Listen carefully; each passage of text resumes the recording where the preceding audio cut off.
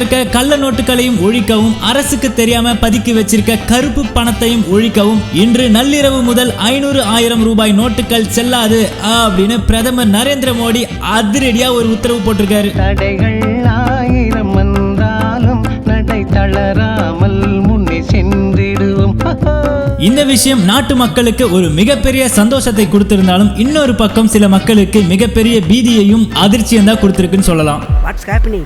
Nothing much da. So sad. பிரதமர் மோடி அவர்களுடைய இந்த அறிவிப்பு நாட்டு நலனை கருதி தான் அறிவிக்கப்பட்டிருக்கு அப்படின்ற விஷயம் நமக்கு கண்டிப்பா புரிஞ்சிருக்கும். ஆனா இந்த அறிவிப்பை அடுத்து என்ன நடந்தது அப்படின்னு பார்த்தா, அதாவது சராசரி மக்களிடமே சில பல 500,000 நோட்டுகள் இருப்பது சாதாரண விஷயமாக ஆயிடுச்சு.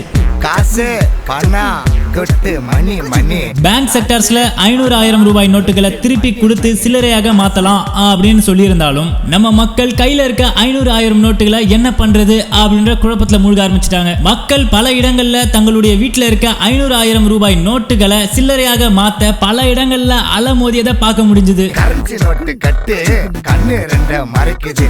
மொத்த கடைகள் போன்ற இடங்களுக்கு சென்ற மக்கள் சில்லறையை மாத்துறத பார்க்க முடிஞ்சது. கடையில இருக்கிறதுனால சில கடைக்காரர்கள் விஷயம் தெரியாம திடீர்னு மக்கள் 500,000 நோட்டுகளை தூக்கிட்டு வந்ததை பார்த்த உடனே அவங்களே குழம்பி போயிட்டாங்க. விஷயம் தெரிஞ்சிட்டு பிறகு அப்புறம் அவங்களும் ஷாக் ஆனாங்க. நல்ல வாயம் சம்பாரிச்சுத நார வாயம் துண்ணுற. இவ்வளோ இடங்கள்ல மாத்த போன மக்கள் அந்த ஒரு கடையை மட்டும் சும்மா விடுவாங்க?